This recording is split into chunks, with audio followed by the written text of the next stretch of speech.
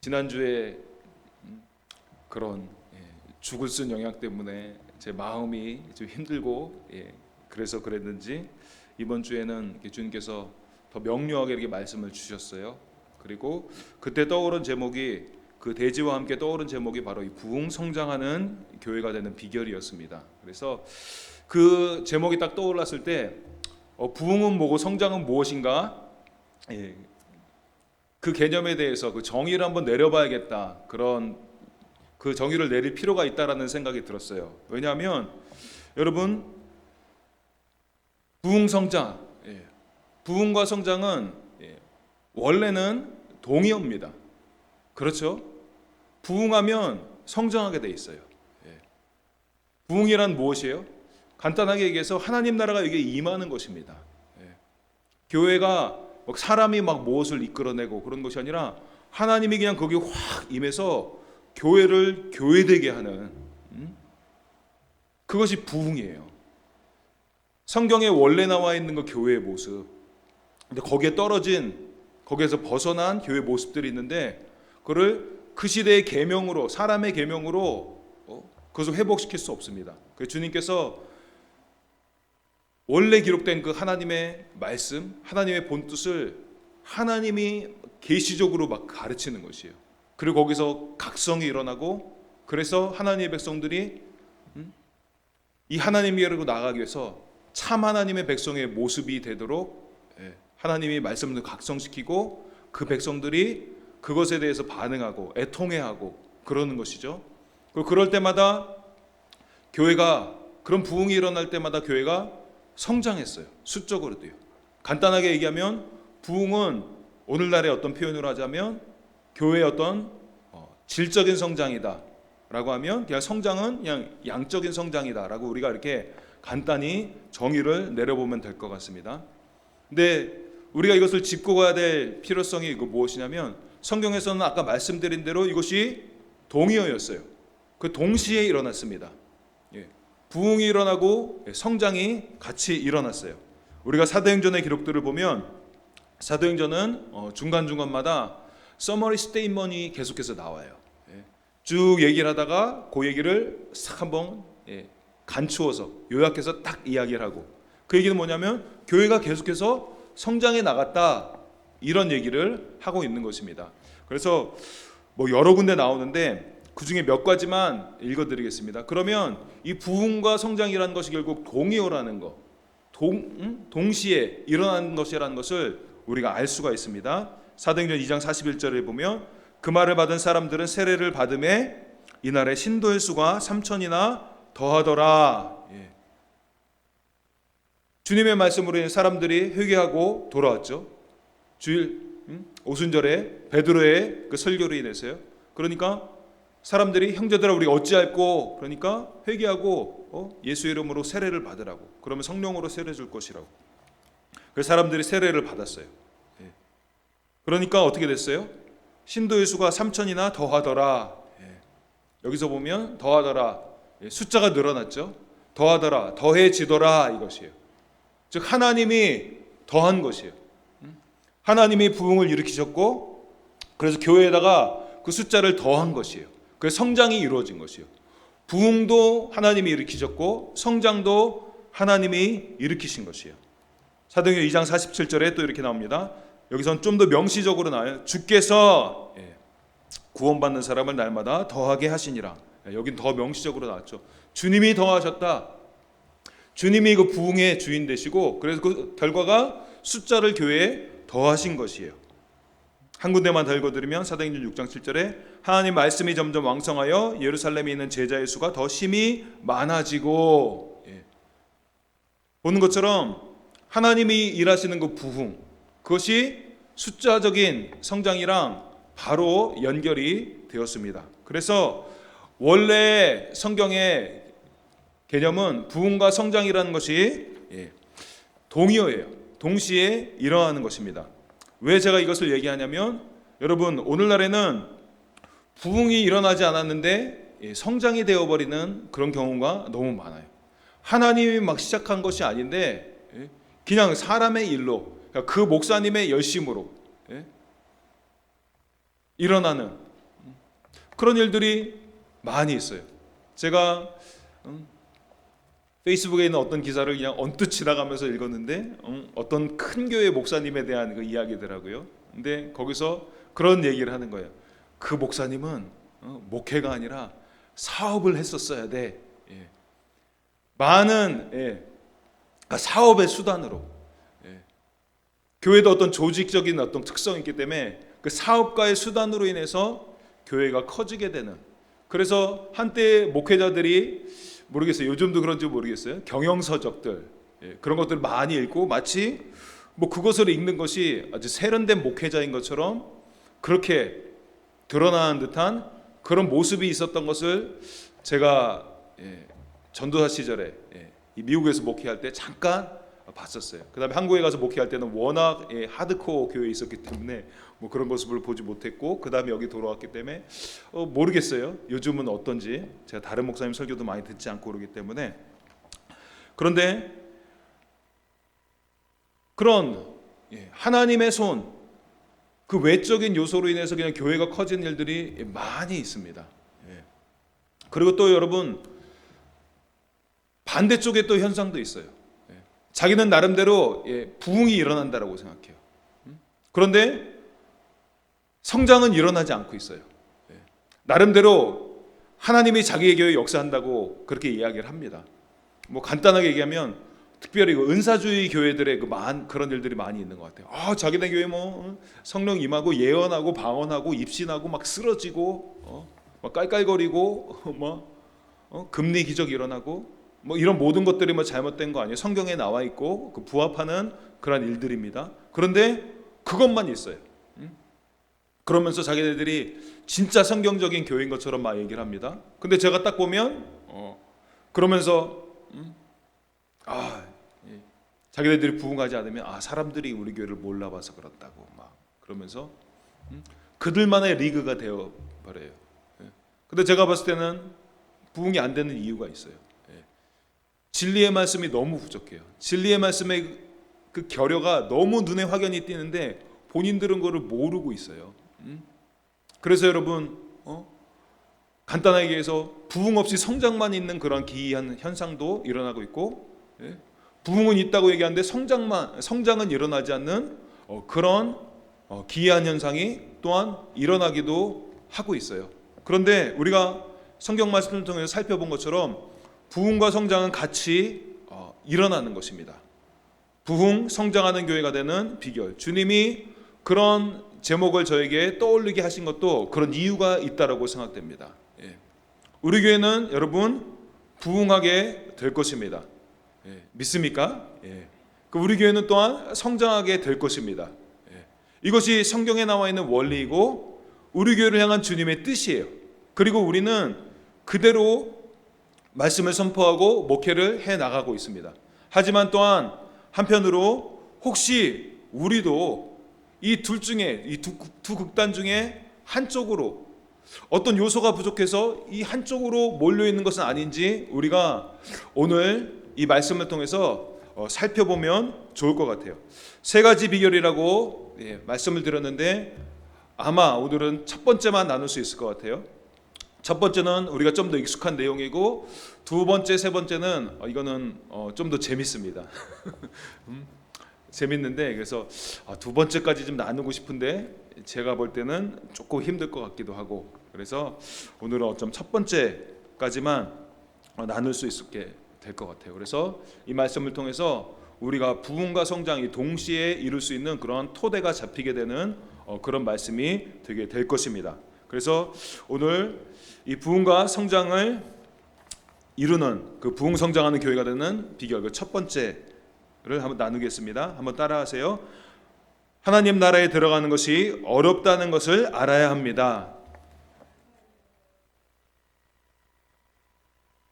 부흥하고 온전한 성장이 일어나려면 진짜 성경적으로 부흥하고 성경적인 성장이 일어나려면 제일 관건이 되는 가장 기초적인 근본적인 문제는 무엇이냐면 하나님 나라에 들어가는 것이 어렵다는 것을 알아야 합니다. 우리가 본문 말씀 10장 23절에서 25절 말씀 같이 읽어보겠습니다.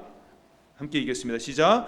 예수께서 둘러보시고 제 아들에게 이르시되 재물이 있는 자는 하나님의 나라에 들어가기가 심히 어렵도다 하시니 제 아들이 그 말씀에 놀라는지라. 예수께서 다시 대답하여 이르시되 얘들아, 하나님 나라에 들어가기가 얼마나 어려운지 낙타가 바늘기로 나가는 것이 부자가 하나님 나라에 들어가는 것보다 쉬우니라 하시니. 아멘. 예. 여러분, 하나님 나라에 들어가는 것이 어렵다라고 예수님이 이 본문에서 구구절절히 실제로 절마다 말씀해 주셨어요. 우리가 세 절 말씀을 읽었는데 하나님 나라에 들어가는 것이 어렵다는 그 취지의 말씀을 예수님이 표현은 조금씩 다르지만 세 절인데 세 번을 말씀하셨어요. 진짜 문자 그대로죠. 구구절절히 주님이 절마다 말씀하신 것이요. 23절 후반부에 하나님에 들어가기가 심히 어렵다 말씀하셨고, 또 24절에도 후반부에 하나님의 나라에 들어가기가 얼마나 어려운지, 그 25절에는 그것을 예증하시면서 낙타가 바늘기로 나간 것이 부자가 하나님의 나라에 들어간 것보다 쉬우니라 하시니 라고 말씀하셨어요. 이 세 번이나 하나님 나라에 들어간 것이 어렵다라고 주님이 말씀하고 있습니다. 여러분, 하나님 나라에 들어간다는 것이 여러분 무슨 뜻이에요? 우리가 이미 살펴봤던 것처럼 구원을 의미하는 것입니다. 예수님이 이 말씀했을 때 제 아들은 이것이 구원받는 것이 힘들다 라는 것을 즉각 알아차렸어요. 마가복음 10장 26절에서 이렇게 얘기하죠. 제 아들이 매우 놀라 서로 말하되 그런즉 누가 구원을 얻을 수 있는가 하니. 예수님은 하나님 나라에 들어가는 예수님이 말씀하신 하나님 나라에 들어가는 것, 이것이 구원의 문제라는 것을 제 아들은 바로 알았어요. 맞습니다. 우리 이미 살펴본 것처럼 지금 구원론에 대해서 주님은 말씀하고 있으세요. 그리고 17절에 이 부자가 나왔을 때도 내가 무엇을 하여 영생을 얻으리까 라고 얘기를 했고, 또 이 단락에 끝에 가서 예수님도 30절에서 현세에 있어 집과 형제와 자매와 어머니와 자식과 전토를 100배나 받되 박해를 겸하여 받고 내세 영생을 받지 못할 자가 없느니라. 그래서 이 시작과 끝에서 영생에 대해서 말씀하고 있어요. 이것은 영생에 대한 이야기입니다. 구원에 대한 이야기입니다. 하나님 나라에 들어간다는 이야기는 무엇이냐면 구원을 받느냐 못 받느냐 이 이야기입니다 라고 하고 있는 것이에요. 예수님이 구원의 문제에 대해서 구원받는 것이 어렵다라고 이 구원의 근원 되신 분이 말씀하고 있는 것입니다. 여러분 어때요? 오늘날 교회에서 구원이 어렵다라고 이야기를 하고 있나요? 아니면 구원이 쉽다라고 이야기를 하고 있나요? 명시적으로 구원이 어렵다 쉽다라고 얘기하는 설교자가 많지 않을 수도 있어요. 그런데 마치 우리 교회만 다니면 다 그냥 구원받는 것처럼 그렇게 일반적으로 이야기를 하죠. 마틴 로이드 존스가 얘기한 것처럼 근대 설교의 문제, 설교자들의 문제는 무엇이냐면 그 말씀을 듣는 청중들이 다 구원을 받은 사람이다라고 잘못된 전제에 입각해서 설교를 진행하고 있기 때문이라고 지적을 하고 있는 것이에요. 그런데 여러분, 현대교회와 달리, 그리고 현대 많은 설교자들과 달리, 현대 많은 성도님들과 달리 주님은, 성경은 분명하게 말씀하고 있어요. 하나님 나라에 들어간 것이 심히 어렵다라고 말씀하고 있습니다. 어떻게 하면 하나님 나라에 들어가는 것이 어려워지나요? 왜 이렇게 하나님 나라에 들어가는 것이 어려워요? 재물이 있는 자는 이라고 주님 말씀하셨죠. 재물이 있는 자는 하나님 나라에 들어가는 것이 참으로 어렵습니다. 여러분, 이 재물이 있는 자가 누구예요? 우리가 지난 시간에 말씀을 통해서 살펴보았죠. 이 부자의 모습, 자기는 너무 부자예요. 그 당시 부자는 여러분 사회적으로도 인정받았던 그런 사람들이에요. 오늘날도 그렇죠. 부자면 잘 산다 그러죠. 부자가 잘 살아요? 돈이 많은 거죠. 잘 사는 거는 바르게 사는 거죠. 근데 부자를 잘 산다라고 얘기를 하죠. 잘 사는 사람이야, 잘 사는 집이야. 그런 것처럼 사회적인 통념에 믿는 자들 속에서도 마치 부자는 잘 사는 것처럼, 그래서 교회 안에서도 그래요. 물질만 많으면 이 사람이 하나님의 축복을 막 주셔서 그렇게 된 것처럼 생각을 합니다. 사회적인 지위가 있으면 이 사람이 하나님 앞에 축복받은 사람처럼 그렇게 이야기를 합니다. 뭐 속된 말로 그죠, 먹고 들어간다라는 거죠. 그런 사람들이 교회에서 인정받고, 그 당시에도 그랬어요. 재물이 많은 자 하나님이 복 주셔서 그렇다. 그래서 이 사람들은 당연히 천국에 들어갈 것이라고 생각을 했습니다. 여러분 그렇습니까? 그렇지 않아요. 우리가 살펴봤던 것처럼 이 사람은 정직한 부자가 아니었어요. 남들의 것을 속여서 자기의 재물을 늘리고 자기의 재산을 늘렸어요. 사기쳐서 다른 사람들의 땅을 빼앗았어요. 그 땅 부자예요. 그것을 가지고 또 부모님은 또 공경한다고 그래요. 간단하게 얘기하면 거죠. 부정한 방법으로 돈 벌어서 교회에다 헌금 많이 하는 거예요. 교회 목회자는 속일 수 있어요. 그 교회 성도들은 속일 수 있어요. 이 장로님이 헌금도 많이 하고, 근데 하나님은 못 속이죠. 이런 사람들은 천국에 못 들어갑니다. 그렇죠? 이런 사람이 들어갈 수 있겠어요? 이런 사람은 천국에 들어갈 수가 없어요. 그런데 여기에서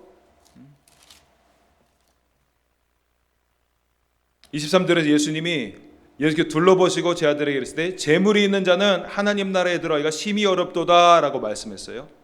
근데 이 말씀을 지칭한 것은 우리가 앞단락에서 살펴본 이 부정적으로 재물을 축제한 그 부자만 이야기하는 것이 아닙니다. 여기서 마가가 단어를 바꿨어요. 그전에는 우리가 살펴봤죠. 크테이마, 그래서 땅이다 라고 얘기했어요. 근데 여기서 23절에서는 재물이 있는 자라고 얘기할 때 크레이마라는 단어를 썼습니다. 그냥 간단하게 얘기해서 그냥 돈, 그러니까 일반적인 단어예요.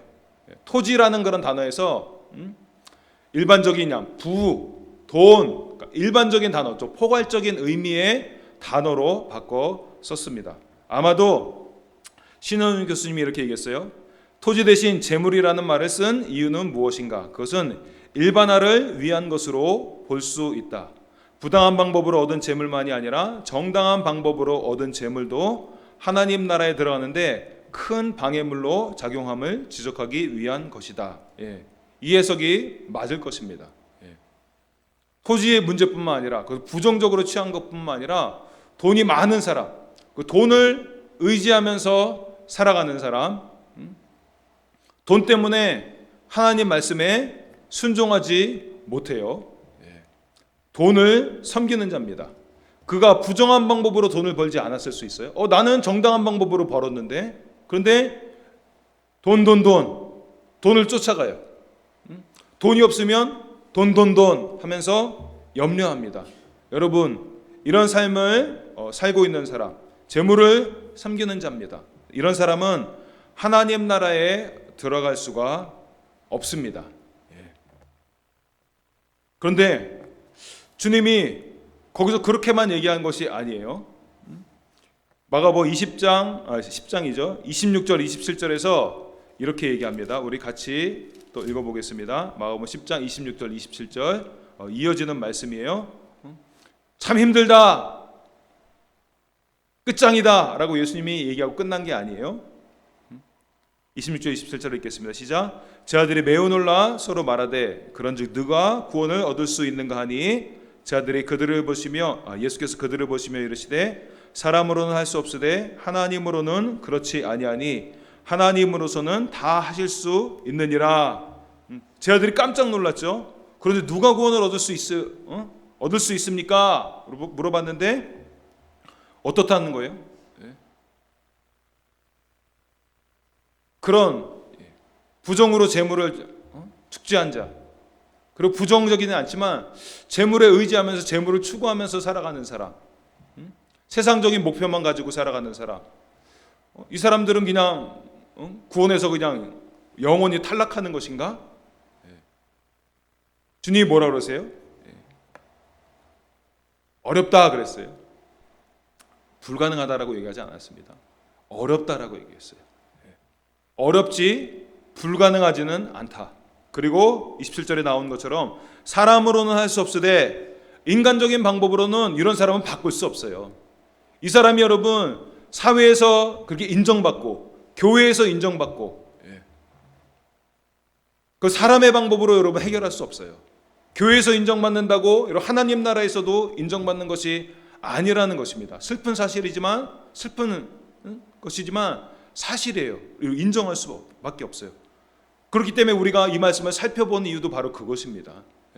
내가 어떤 교회에서 인정받을 수 있어요. 내가 속한 단체에서 인정받을 수 있어요. 주변의 사람들이 나를 인정해 줄 수 있어요. 근데 정말 주님이 인정해 주시는가? 왜냐하면 제가 너무 많은 것을 봤어요. 이 인정해 주니까 또 열심히 합니다. 담임 목회자도 좋죠. 이 사람이 일 열심히 하니까. 근데 이 사람의 영혼을 살펴봐야죠. 어떤 목회자예요? 생각나는 사람들이 있어요. 난 좋은 사람인 줄 알았는데 어떻게 이 사람을 그렇게 썼어? 이 사람은 좀 일하면 안 되는 상태인데 가서 보니까 완전히 영혼이 황폐화가 돼 있는. 나는 그전까지 이 목사님 좋게 봤어요. 이기적이구나. 일꾼이 필요하니까 일을 해야 되니까 영혼도 황폐화되고 교만해지고. 그래서 그 사람을 다시 봤어요. 어떻게 목회자가 저렇게 할 수 있는가. 겉으로 보면 진짜 좋은 사람이에요. 지금도 부분적으로 좋은 마음도 있고 그러는데 마치 주님이 말씀한 내게 한 가지 부족한 것이 있다라고 얘기한 것처럼 다 좋아요. 주님이 그거 말씀하셨을 텐데 한 가지 부족한 거. 마음이 아파요. 사람은 할 수 없어요, 여러분. 교회에서 인정받는 거, 그리고 스스로 만족한다고 해도 나를 여러분 하나님의 나라로 옮길 수 있는 것이 아니에요. 그런데 하나님은 그렇지 않다라는 거예요. 즉 하나님 정말 붙들면, 하나님 방법으로 가면, 하나님 앞에 인정받으면 지금 이런 부자같이 이런 사람도 돌이킬 수 있다라는 거예요. 여러분 주님이 그럼 뭘 했다는 거예요?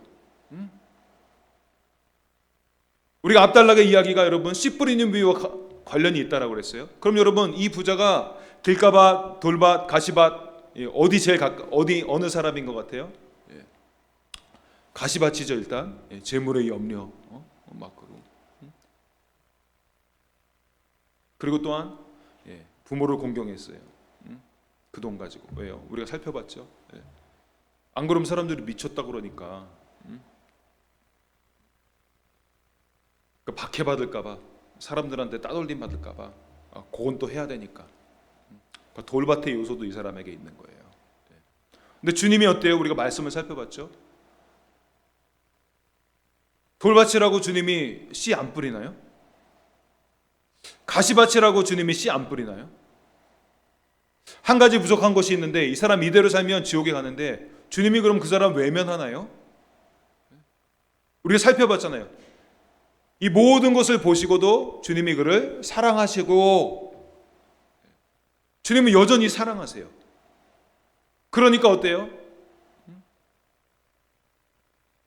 수술해야 되는 자리에 그냥 상처 붙여줘요. 영어로도 그러죠. 밴드에이드 트리트먼트 그렇게 얘기하죠. 미봉책으로. 주님이 그렇게 하시나요? 사랑하시고 그러니까 어때요? 주님이 말씀해 주셨죠. 지난 시간에 우리가 살펴본 것처럼 영생 얻으려면 계명을 지켜야 한다. 주님이 말씀하셨고, 진짜 계명을 지키고 있는지 주님이 정확하게 그것을 꼬치 따져보셨잖아요. 십계명에서 사람의 계명만, 그러니까 사람과 관계된 계명, 그것만 딱 인용하셨어요. 정말 사랑하는가? 그리고 마지막 10번째 계명은 탐내지 말라 그랬는데 그것을 속여 빼앗지 않았는가? 너 진짜 속여 빼앗은 것 없는가? 그리고 부모를 공경하라. 5번째 계명인데 그걸 제일 마지막으로 두었고, 그 10번째 계명, 속여 빼앗는 거, 그 옆에다 딱 갖다 놨어요. 이 두 개를 연관시킨 거죠. 너가 그런 마음 때문에 부모를 공경해야 되잖아 라면서 그것을 정당화하면서 이웃을 사랑하지 않고 속여 빼앗는 것들, 이것들을 계속 해왔잖아. 주님이 이것들을 계속 지적해 가시잖아요. 가시밭에 있는 그 모습에 대해서, 말씀에 자라하지 못하는 가시가 있는 그것에 대해서 주님이 말씀으로 계속해서 드러내셨죠. 가시밭에 가서 씨를 뿌리신 거예요. 사람의 방법으로 안 되니까. 너가 교회 인정받아도, 스스로 너가 만족해도 그건 사람의 방법이야.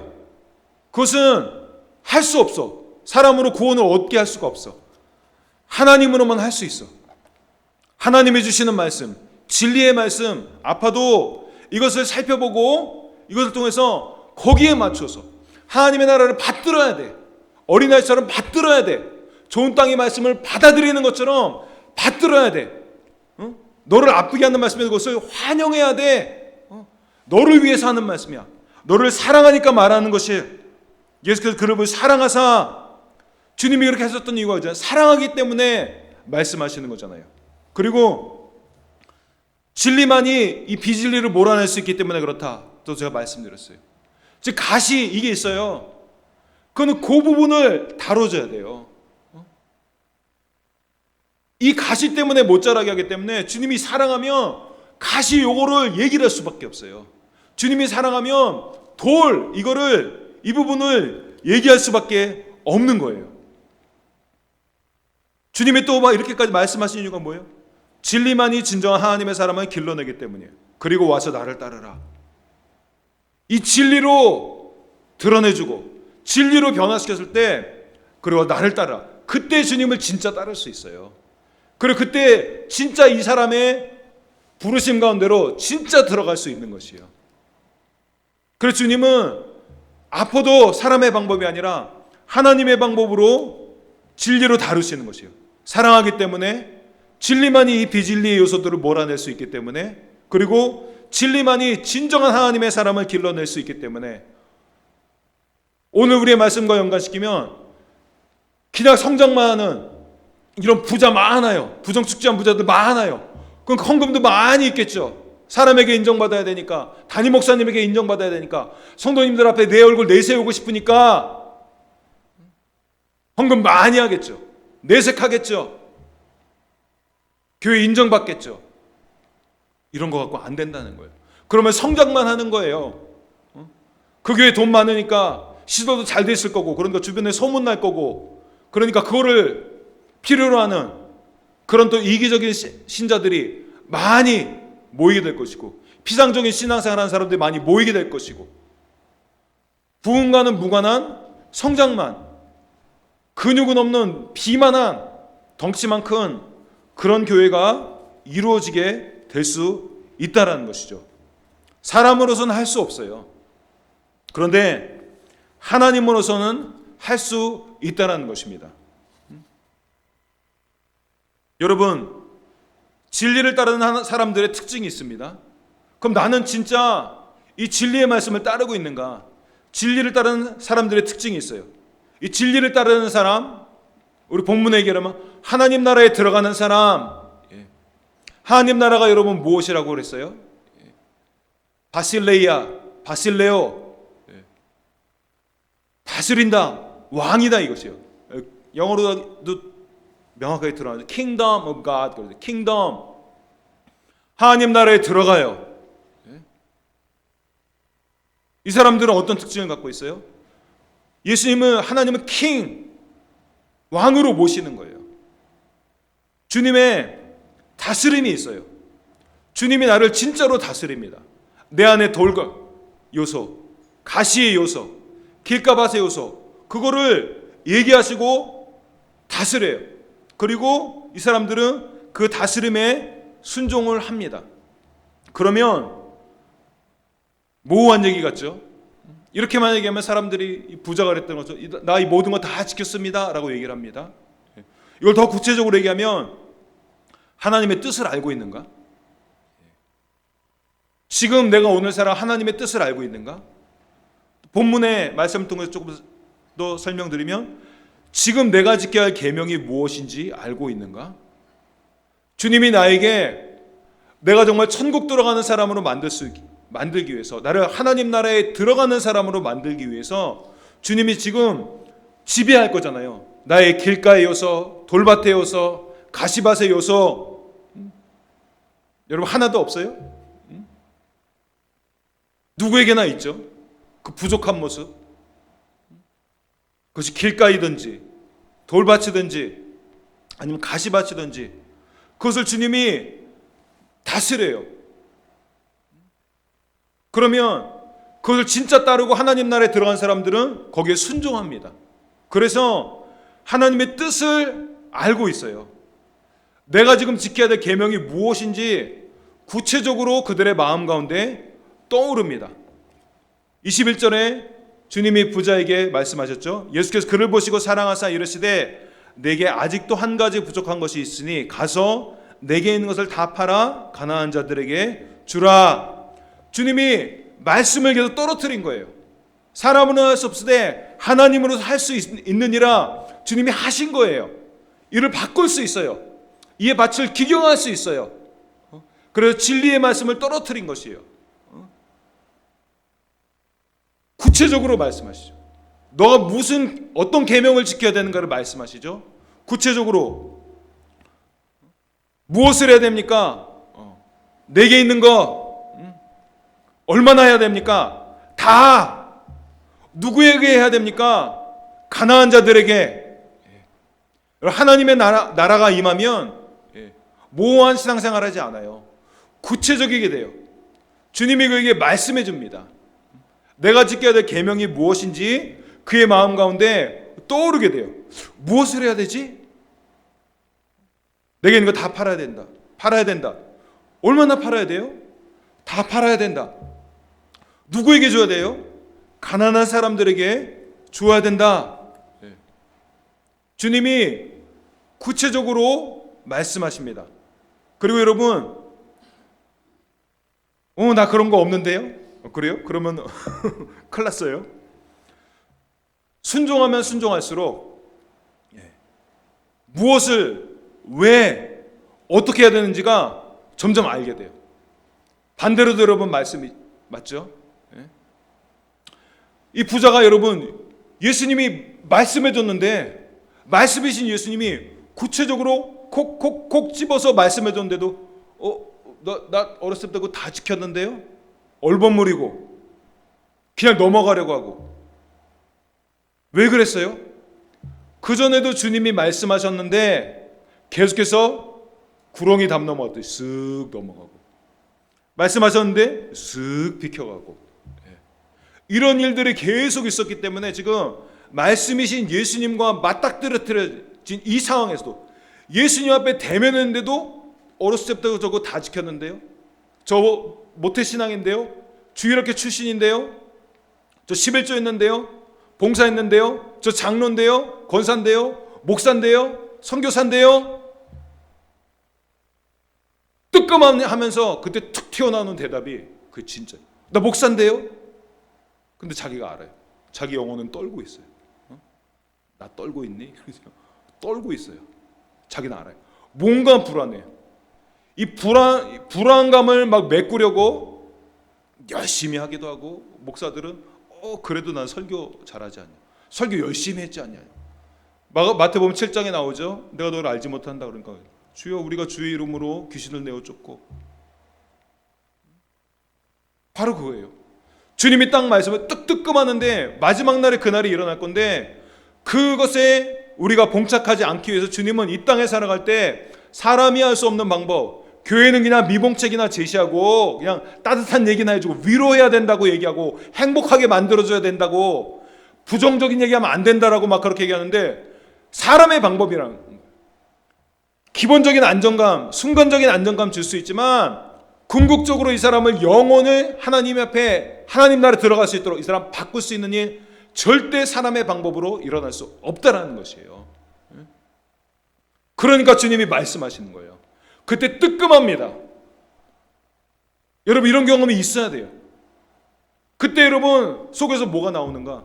그 거짓 선지자들처럼 내가 주의 이름으로 귀신을 내어 쫓고 우리가 길거리에서 주님 왔을 때 같이 주의상에서 먹고 주님 나 이렇게 교회 봉사 열심히 했는데요. 나 전도 열심히 했는데요. 나 선교 열심히 했는데요. 교회 봉사 열심히 하고 헌금 많이 내고 여러분 속에서 그게 쑥 올라온다. 그거예요. 그게 나의 안에 있는 돌이에요. 그게 나의 안에 있는 가시예요, 여러분. 그거 속으면 안 돼요. 내가 목사님까지 얘기해. 주님 내가 이렇게도 설교 열심히 했지 않습니까? 그게 속는 거예요. 그래서 열심히 목회합니다. 열심히 설교합니다. 나중에 하나님 앞에 섰는데 난 널 모른다 그래요. 주님 내가 이렇게 설교 잘하지 않았습니까? 열심히 이렇게 하지 않았습니까? 주의 설교하면서 남들이 모르는 뜻도 쫙 밝히고 또 그렇게 살았냐고. 악을 행하는 자 내게 떠나가라.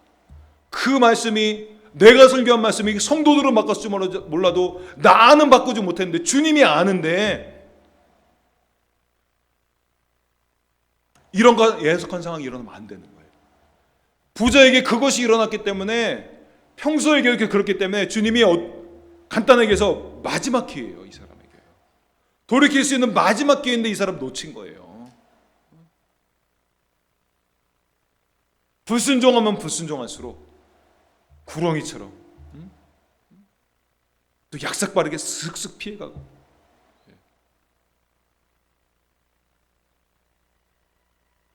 그러면 점점 무뎌져요. 예수님이 와서 말씀하시는데도 못 알아들어요. 진리의 말씀이 지금 선포되고 있는데 못 알아들어요. 자기한테 하는 말씀인데 못 알아들어요. 부자에게 일어나는 그런 부정적인 것이 있다면 반대로도 마찬가지예요. 하나님은 할 수 있다라고 말씀하시잖아요. 순종하면 순종할수록 무엇을 어떻게 왜 해야 되는지가 구체적으로 내가 무슨 계명을 지켜야 되는지 구체적으로 더 알게 돼 있어요.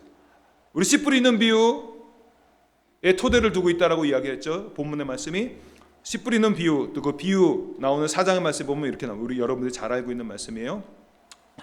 마가복음 4장 23절에서 25절입니다. 찾아보실 분들은 찾아보시고요.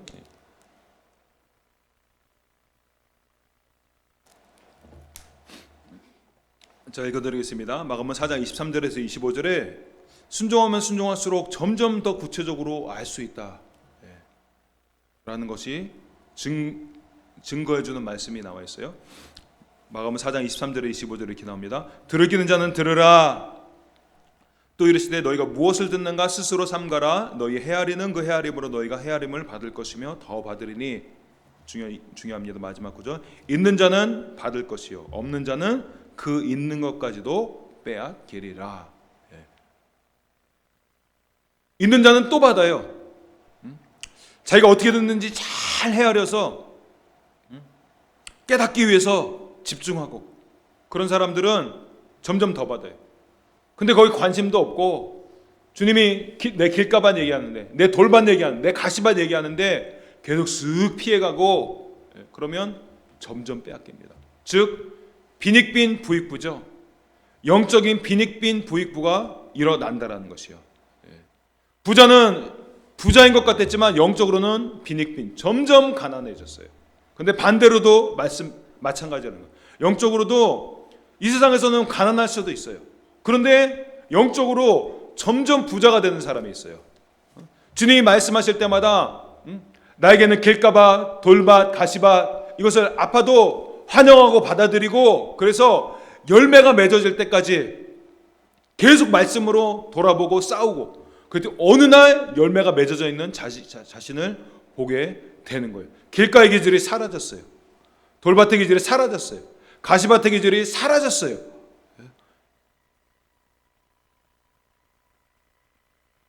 그래서 돈을 주신 목적이 무엇인지 알고 있어요. 어디에 써야 되는지 알고 있어요.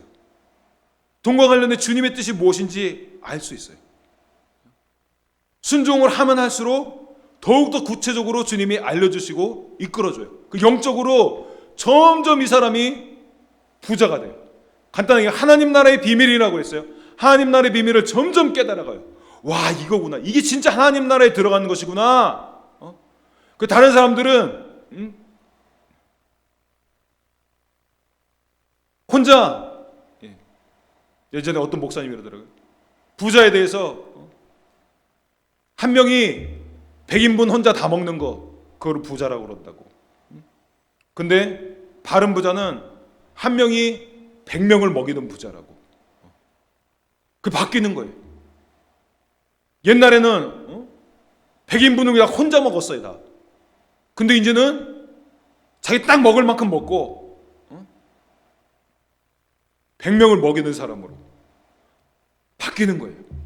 사람으로는 할 수 없으되 하나님으로는 할 수 있느니라. 이 진리의 말씀이 정말 들어가서 그에 있는 길가, 돌, 가시 이것을 다루게 되면요, 진짜 바뀝니다. 사람이 진짜 바뀝니다. 자기가 갈취했던 것, 옛날의 죄들이 생각납니다. 그래서 막 찾아가요. 내가 이 가게에 있는 거 몰래 이거 훔쳐갔습니다. 주인도 몰라요. 하나님은 알아요. 근데 와서 주인에게 그 죄를 고백하고 그거 돌려주고 삭개오처럼 내가 4배나 배상하겠습니다. 이런 마음이 막 돌아와서 사람의 마음이 실제로 바뀌게 되는 이런 일들이 일어나는 거예요. 돈이 들어오면 이걸 이제 누구한테 줄까? 돈이 들어오게 되면 어떻게 이것을 사업해서 하나님 기쁘게 할까? 이웃들을 어떻게 기쁘게 할까?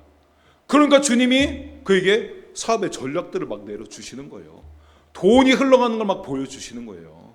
그러니까 이 사람이 이제는 돈이 이 사람의 영혼을 위험하게 하지 못하는 그런 상황에 이르게 된 거예요. 그러니까 이 사람에게 하나님이 돈을 막 부어 주시는 거예요. 이 사람이 100명을, 1000명을, 10,000명을 막 10만 명, 100만 명 막 먹이는 이런 사람들이 탄생하게 되는 거예요. 이것을 위해서 여러분, 목회자의 역할, 교회의 역할이 절대적으로 중요합니다. 우리가 살펴본 것처럼 4장 20절에서 좋은 밭 열매를 30배, 60배, 100배를 맺는다라고 그랬어요. 이 부자처럼 열매 없는 사람이잖아요. 입만 많잖아요. 근데 주님이 와서 보니까 열매는 없어요. 여러분 제가 무슨 말 하는지 지금 여러분 감이 잡힐 거예요. 다음 장에서 바로 나오죠. 주님이 성전에 들어가서 무화과 나무 보죠. 열매가 없는 것. 그러면 성전이 멸망하게 될 것. 주님이 무화과 나무로 저주하면서 성전이 멸망하게 될 것을 주님이 예고해 버리시잖아요. 이 두 가지를 연결시키는 거예요, 주님이요. 열매 없는 게 개인의 열매 없는 것, 이 성도들의 열매 없는 것, 이것이 여러분 누구 책임이라는 것이요? 이 목회자의 책임이라는 것이요. 이 당시에 이런 사람이 좋은 목회자로, 좋은 성도로 드러났어요. 우리 자녀들도 잘 들으세요. 인정받고, 이것이 여러분 기이한 현상이라는 거예요. 그 교회가 어떤 교회인가? 그 교회 인정받는 성도가 누군지 알면 딱 알아요.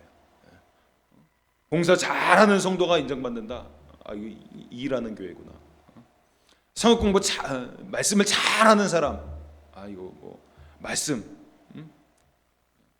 말씀하는 교회구나. 예언 잘하는 사람이. 이건 성령의 은사. 그게 아니라 그것도 다 중요하지만 부분이잖아요. 그래서 진짜 주님을 사랑하고 이웃을 사랑하고 돈 없는데 주님 사랑해, 이웃을 사랑해. 이런 사람이 인정받는 게. 말씀 잘 몰라요. 근데 적은 말씀 가지고 순종하고 하나님 사랑하고 이웃 사랑해. 이런 사람이 인정받아요. 예언 잘 못해요. 은사도 별로 없어요. 그래갖고 제가 할 수 있는 거 몸으로 때우는 일 하면서 봉사해. 근데 주님 사랑해요. 성도님들 사랑해요. 이런 사람들이 인정받는 교회. 이게 바른 거죠. 근데 이 부자가 인정받아요. 그 누구 책임이란 거예요? 교회 책임인 거죠. 이런 부자가 여러분 괜히 나온 게 아니에요. 그런 성전이 있기 때문에 열매 없는 성전, 열매 맺는 성도들을 만들어내지 못하는 성전, 거기가 있기 때문에 열매 없는 성도들이 나오는 것입니다. 그래서 로이드 존스 목사님이 목사와 설교라는 책에서 이렇게 얘기합니다.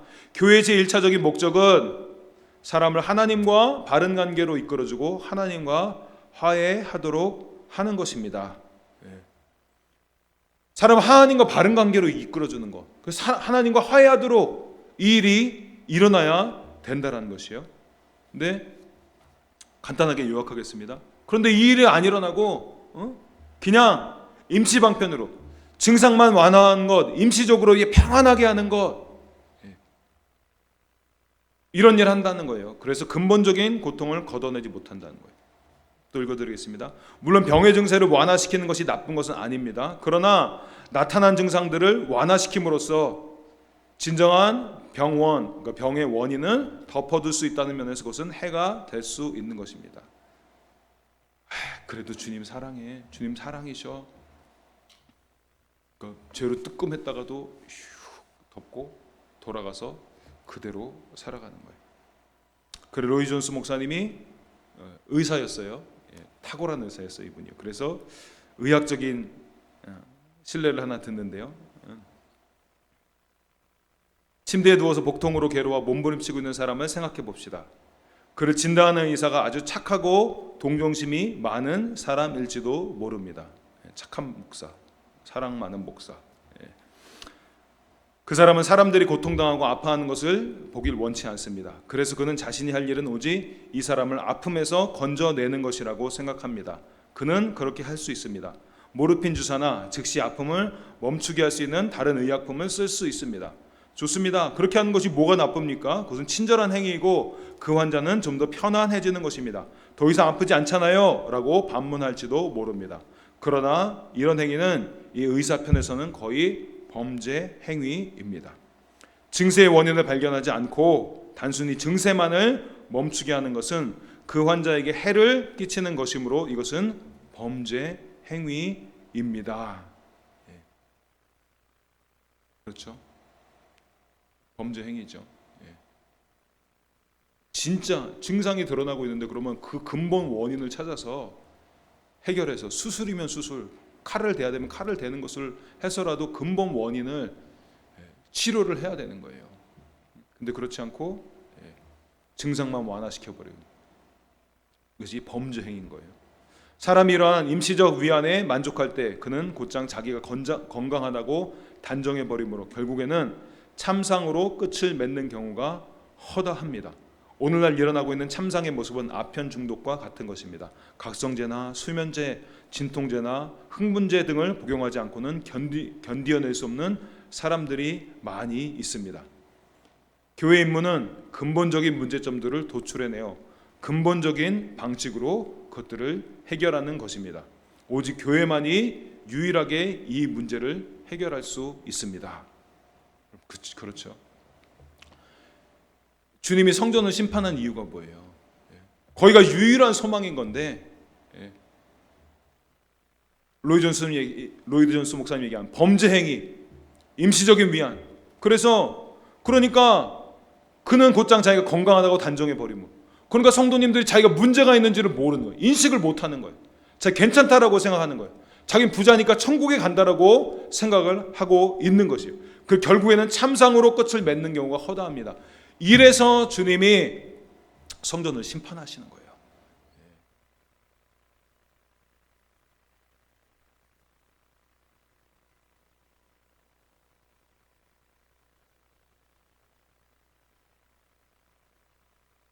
교회만이 유일하게 이 문제를 해결할 수 있어요. 사람으로 할 수 없어요. 하나님만이 할 수 있어요. 근데 하나님이 하신 것처럼 해야 돼요. 예수님이 하신 것처럼 해야 돼요. 정확하게 그 말씀으로 두루뭉실하게 하나님 사랑한다고 그렇게 얘기하지 말고, 사랑하니까 너 진짜 그 말씀 지켰니? 진짜 이웃 사랑하니? 정말 속여 빼앗는 것 없어? 너 부모님 사랑한다고 부모님 공경해야 되는 변명된 거, 변명되고 그렇게 하잖아. 사랑하니까 말씀해 주는 거예요. 그래서 비진리적인 요소를 없애고, 그래서 이 사람이 진짜 하나님의 사람으로 쓰임 받을 수 있도록, 그게 진짜 사랑인 거예요. 로인 존스 목사님이 그러면서 설교에 대해서 쭉 얘기를 했어요. 간단하게 말씀드리면, 여러분 어떤 설교를 했을 때 그러잖아요. 목사님 이거 나를 위한 설교야. 너무 고민했는데 목사님 내가 이 문제 때문에 목사님 찾아가려고 그랬는데 목사님이 설교적으로 다 말씀해 버리셨어요. 그래서 제 문제 모든 문제가 해결이 되어 버렸습니다. 로이 존스 목사님이 그 얘기를 한, 이런 경우가 내 설교 사역 가운데 허다하게 많이 있었다. 그러면서 결론적으로 중요한 얘기 이렇게 얘기합니다. 지금 난 이런 일이 언제나 일어나리라고 주장하지는 않습니다. 내 의도는 복음이 참되게 강론되어진다면, 요거예요. 복음이 참되게 강론되어진다면, 진리가 진리대로 그대로 선포된다면, 하나님 나라에 들어가는 것이 어렵다는 것이 바르게 교회 안에서 선포된다면, 설교자가 전혀 모르는 개별적인 문제라도 성령에 의해서 다루어질 수 있다는 것입니다. 진리를 외치면, 이 구원론에서부터 이 진리를 바르게 외치면 성령님도 진리의 성령님이시니까요. 진리의 성령님이 오셔서 그 말씀 듣는 사람들에게 임하세요. 그래서 예수님이 말씀하시는 것처럼, 너 진짜 이웃 사랑했어? 너 속여 빼앗은 거, 너 이렇게 변명되면서 계속 해왔던 거, 설교자하고 다 말하지 않을 수 있어요. 그런데 진리를 선포하면 진리의 영이 오시면서 성도님들의 마음 가운데 진리의 성령님이 말씀해 주실 것, 그것이 구체적으로 그들의 마음 가운데 새겨집니다. 구체적인 내가 지켜야 될 계명들이 무엇인지, 내가 한 가지 부족한 것, 그것이 무엇인지 이들의 심령 가운데 주님이 그것을 다루시게 되는 거예요. 그러면 그 성도님이 반응하게 하면 사람이 할 수 없는 일이 그들에게서 일어나게 되는 거예요. 예전에 이 물질을 갈취했던 돈 많아는 이 사람이 주님을 따르는 사람으로 변화될 수 있다는 것입니다. 그래서 인터넷에서 우연히 보다가, 제가 청년부 다녔던데 그 선배 형님이 책을 내신 게 있었더라고요. 우연히 발견했어요. 근데 개척 그 이후 12광주리 교회 이야기, 오대희 목사님이라고 참 좋은 분인데, 거기에 개척교회와 나누고 싶은 이야기인데 목차만 쓱 봤어요. 근데 이 목차 중에 하나가 이게 나오더라고요. 변화의 간증이 나오면 교회는 성장한다. 이게 제 마음에 딱, 변화의 간증이 나오면 교회는 성장한다. 변화의 간증, 진짜 사람들이 변화되는 거예요. 간단히 얘기하면 부흥이죠. 그러면 교회는 성장한다는 거예요. 진리의 말씀이 선포돼서 성도님들이 그것에서 변화가 일어나게 되면 교회는 성장한다는 거예요. 그러므로 저도 기쁜 게 그거예요. 성도님들이 변화된 모습. 예전에 그 오민숙 시사님이 그런 얘기 하셨잖아요. 친척분 누구분과 좀 관계가 그랬는데 전화해서 이야기하고 사과하고, 그래서 이 관계가 회복됐다. 그게 제 마음에 참 큰 기쁨이었어요. 말씀이 들어가니까 이런 변화의 감정들이 나오는구나. 그러면 교회는 성장한다. 그렇게 되게 돼 있어요. 신호탄 같았어요. 주님 감사합니다. 주님 감사합니다.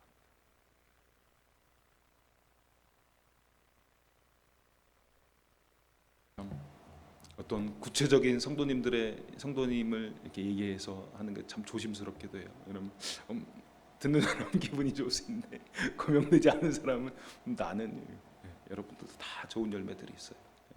제가 알고 있고, 그런 것들이 사람이 할 수 없는 일이 일어나요. 하나님만이 할 수 있는 일. 그래서 어떤 면에서는, 한편에서는 이 부자처럼 이 괴물 같은 기이한 성도들이 막 횡행하는, 인정받는 그런 시대에서 진짜로 어떤 면에서 좋은 의미에서 제가 그랬죠. 괴물 같은 성도님들. 예. 세상이 감당지 못하는 진짜 어떻게 저런 성도님이 나오냐? 왜? 하나님이 하실 수 있다니까요. 하나님만 할 수 있는 그런 일들이 일어나게 돼요. 그런 성도님들이 여기저기서 막 일어나요. 언제요? 하나님 나라에 들어가는 것이 어렵다는 것에 대해서 형제 성도님이 협박하기 위해서가 아니라 그 성경의 진리대로 그대로 얘기하면 거기서 밭이 기경돼요. 가시밭, 돌밭, 길가밭. 목회자가 성도님 두려워하지 말고 눈치 보지 말고 헌금 떨어져 가는 거 생각하지 말고 다음 주에 나누겠지만 주님이 다 챙겨줘요. 다음 주 말씀 예고 드리면 부흥 성장하는 교회가 되는 두 번째 비결, 하나님이 갚아주시는 것을 믿어야 합니다. 이거예요.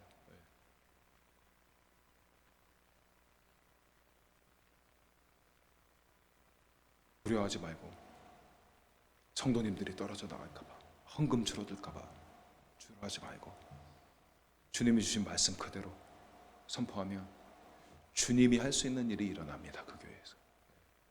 우리 교회에서 그 일이 일어나고 있고 그걸 볼 때 참 목회자로서 기쁘고 여러분들이 더 그 길로 정련하면서 정진해서 나아가기를 제가 여러분들 격려드리고 싶고요.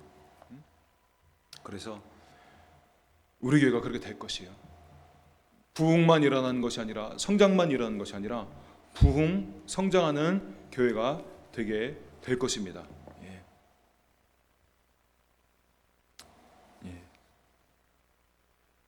더하면 이게 너무 길어지기 때문에 두 번째, 세 번째 대지는 다음 시간에 하기로 하고요.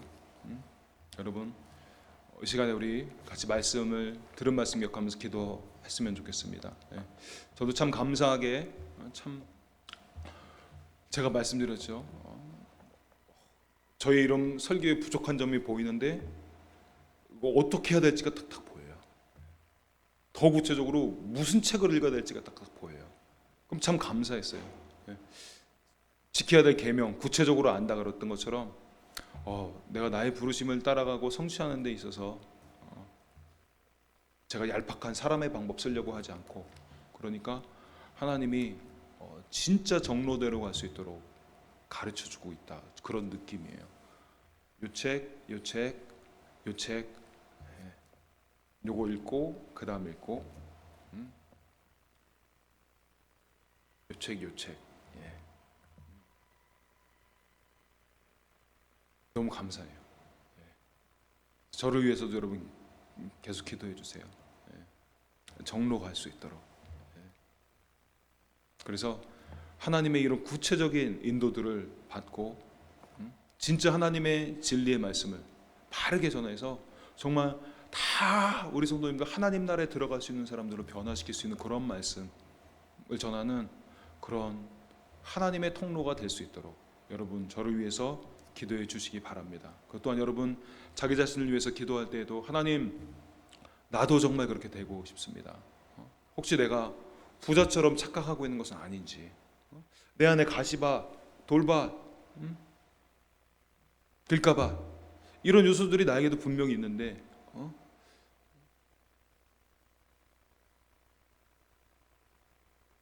그것이 무엇인지, 그것을 여러분 깨닫지 못하고 있다. 그러면 그만큼 둔감해진 거예요. 하나님, 내가 더 영적으로 영민해질 수 있도록 영적인 빈익빈 부익부 현상도 일어난다고 했는데 하나님, 내가 빈익빈 쪽으로 가고 있는 거 아닌지, 허울만 있는 건 아닌지, 지금 이파리만 있는 건 아닌지 살펴보시고 그것이 깨달아지면 그 부분 놓고서 여러분 기도하세요. 깨달아지지 않으면 하나님, 내 혹시 둔감해진 것은 있지 않은지 하나님 내 마음 부드럽게 해주시고 그것을 위해서 여러분 기도하시기 바랍니다. 그래서 부흥과 성장하는 그런 성도로 우리가 변화가 되어야 되는 겁니다. 여러분 들은 말씀 기억하면서 이 시간에 저를 위해서 또 여러분들을 위해서 함께